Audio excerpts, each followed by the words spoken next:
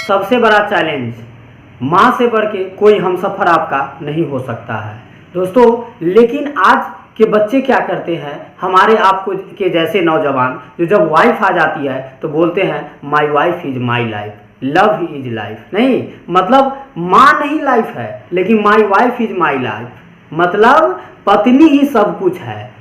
कहा जाता है दोस्तों, अगर ये बच्चे जैसे रहते हैं ना, जब आप जन्म लेते हैं तो उस समय अगर माँ छोड़ दे तो बगल में चील कुत्ता कौआ रहेगा और नोच नोच के आपको खा जाएगा। लेकिन आज जब इतना बड़ा कर दिया तो कहते हैं my wife is my life, मतलब my mother is my life नहीं। बताइए क्या बच्चे हैं दोस्तों। तो हमेशा माँ का रिस्पेक्ट करें, माँ का इज्जत करें। अब जानते हैं अब बहुत क्या होता है, जो गर्लफ्रेंड और बॉयफ्रेंड बनाता है, ठीक है, अब लड़कियां को गर्लफ्रेंड बनाएगा लेकिन अपने दम पे नहीं, अपने पैसे पे नहीं, अपने पिताजी के पैसे से, अपने पिता के पैसा उड़ाएगा, अपने पिता के पैसा से लड़की को रेस्टोरेंट में ले जाएगा, होटल में ले जाएगा, गाड़ी पे घुमाएगा, सब कुछ पिताजी का, लेकिन गर्लफ्रेंड उसका। हमारा इकोनॉमिक कहता है दोस्तों, जो अगर आप एक बाइक खरीदे या एक गाड़ी खरीदे या एक आप मोबाइल कुछ भी खरीदो दोस्तों, एक ये मार्कर भी आप खरीदेंगे ना तो इसमें आपका पैसा लगा हुआ है, तो इस पर अधिकार किसका होना चाहिए इकोनॉमिक के हिसाब से, आपका होना चाहिए ना दोस्तों। तो पैसा आपका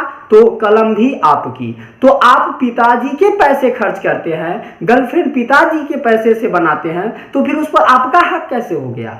अगर गर्लफ्रेंड ही बनाना है तो अपने दम पे बनाओ, अपने पैसे कमा करके बनाओ, फिर देखो बहुत ज़्यादा मजा आएगा। तो पिता के पैसे पर नहीं, पिता के पैसा पढ़ने के लिए मिलता है तो आप उसको सही उपयोग कीजिए, पढ़िए और उसको पढ़ करके सही दिशा में आप यूज कीजिए। और आपका अभी एग्जाम आपके सर पे है तो आप एग्जाम का प्रिपरेशन कीजिए, एग्जाम के बारे में सोचिए, लड़कियों पर ध्यान ना दीजिए तो बहुत बेटर रहेगा। नहीं, अब देखिए दोस्तों, जानते हैं अब शादी ब्याह तो कीजिएगा ही नहीं। अभी मेरा एक दोस्त का शादी ब्याह हो गया है, देखते हैं हमेशा वो परेशान रहता है, जानते हैं क्यों। अब मैडम चाहती हैं जो वो मेरा बात सुने और हस्बैंड चाहते हैं वो मेरा बात सुने, अब दोनों का कभी मेल नहीं खाता है। वो मतलब जो समझाना चाहती हैं वो लड़का नहीं समझता है, और वो लड़का जो समझाना चाहती हैं उनकी वाइफ नहीं समझ पाती है। अब दोनों में डेली क्या होता है, मुर्गिया लड़ाई होता है, दोनों डेली झगड़ते हैं।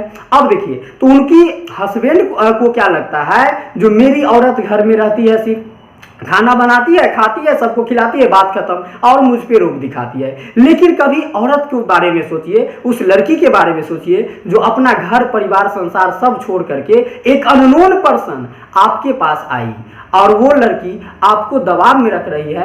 ऐसा नहीं है, वो आपकी अच्छाई सोच रहे हैं। आप सोच रहे हैं ना वो लड़की को काम नहीं है, वो काम नहीं कर, बहुत काम करती है। आप सोचते बर्तन धोना है, खाना बनाना होगा, नहीं। एक सुबह एक औरत के बारे में कभी सोचिए, 5 बजे मॉर्निंग में वो उठती है तो लगातार 2 बजे तक काम करके, उसके बाद सब खा के, उसके बाद धो के, हर चीज करके शाम 2 बजे, दोपहर 2 बजे को वो खाती है। आप मॉर्निंग में खा लेते हैं। लेकिन हाँ, वो औरत के लिए मैं कहना चाहूंगा, वो लड़कियों के लिए भी जो सोचते हैं मेरा हस्बैंड बाहर जाते हैं सिर्फ काम करके आते हैं, कभी पूछिए जो कितना मेहनत उनको काम करने में लगता है, कितना पैसा उनको कमाने में मेहनत लगता है। आप तो कहते हैं मॉल ले चलिए, रेस्टोरेंट चलिए, होटल चलिए, पिज्जा खाएंगे, बर्गर। अरे भैया खाएंगे कहाँ से, वो भर दिन कैसा कैसा काम करते हैं, क्या क्या मेहनत करना पड़ता है, वो एक मर्द ही जानता है। तो ना आप कब मतलब कहा गया ये है, जो एक परिवार को चलाने के लिए ना सिर्फ पुरुष की जरूरत है ना स्त्री की, हम सभी पुरुषों और स्त्रियों की जरूरत है। घर में जितने फैमिली है सभी की जरूरत है। सबके सहयोग से एक परिवार बनता है और तब वह सुखी संपन्न चलता है। और आप हैं जो अपने पिताजी से पैसा लेते हैं और जाकर के रेस्टोरेंट में लड़कियों के पीछे खर्च करते हैं, लड़कियों पे उड़ाते हैं। और उड़ाना है तो अपने पैसे। मैं उस लड़कियों को भी कहना चाहूंगा जो कोई अगर लड़का से बात करता है और वह अपने माता पिता के पैसा उस पर खर्च करता है तो वो बोले जो मैं तुमसे बात नहीं करूंगा। जिस दिन तुम अपने दम पे अपने कमा करके और मुझे पैसा मेरे पे अपने कमा करके मेरे पे तुम पैसा खर्च करोगे, उस दिन मैं तुमसे अब बात करूंगा। तो देखिए वो लड़का का भी लाइफ बन जाएगा। नहीं, और अभी एग्जाम सर पे है, पढ़ाई पे ध्यान दीजिए। अच्छे से पढ़ेंगे तो अच्छे मार्क्स आएंगे, अच्छे मार्क्स आएंगे तो घर में सब पूछेंगे। लेकिन अगर अच्छे नंबर नहीं आया ना मुन्ना, तो क्या होगा जानते हो ना, रिलेशन वाला भी, आपके घर वाला भी, घर के बगल वाला भी बोलेगा अरे भैया क्या तुम भी एग्जाम दिया था, पास किया कि नहीं। सर नीचे, अरे जान क्या फिर, अरे वो लड़का पढ़ता था, अरे देखते थे जाता था कोचिंग तो उधर रास्ते में रुकता था, वो लड़की के साथ वो होटल में रहता था, वो पढ़ता कहाँ था, वो तो चक्का लफुआ था। नहीं, मतलब कहने को मिल जाएगा। लड़की है तो लड़कियों को लोग नहीं छोड़ता है भैया, लड़कियों को कहेगा। जब वो लड़की पढ़ती थी, अरे वो तो स्टाइल मार के जाती थी, पढ़ने जाती थी, वो air lovely fair lovely cream लगा करके जाती थी, वो क्या पढ़ती थी। नहीं, मतलब उस समय सभी तरफ से आपको आलोचना ही आलोचना मिलेगा। और अगर वही आप अच्छे ढंग से पढ़ेंगे, अच्छे मार्क्स लाएंगे, अच्छा परसेंटेज अगर आपको आएगा, तो आपको समाज में भी इज्जत बढ़ जाएगा, आपके माता पिता का भी इज्जत बन जाएगा और बढ़ जाएगा, और मान मर्यादा भी हमेशा रहेगा। और रिलेशन वाले भी फोन करेंगे तो कहेंगे अच्छे मार्क्स से पास, तो वो भी खुश होंगे और आपको मिठाई खिलाएंगे, और आप पापा से जो फरमाइश कीजिएगा, मोबाइल चाहिए, बाइक चाहिए, सब देंगे। लेकिन अगर पास नहीं करेंगे तो सब बेकार है। तो पास नहीं, पास तो सब कर जाता है भैया, अच्छे नंबर से पास करना होना चाहिए, अच्छे परसेंटेज लाइए, 90% प्लस एबव लाइए तो हुआ मार्क्स, है ना। तो आप अच्छे ढंग से पढ़ेंगे तब तो आएगा।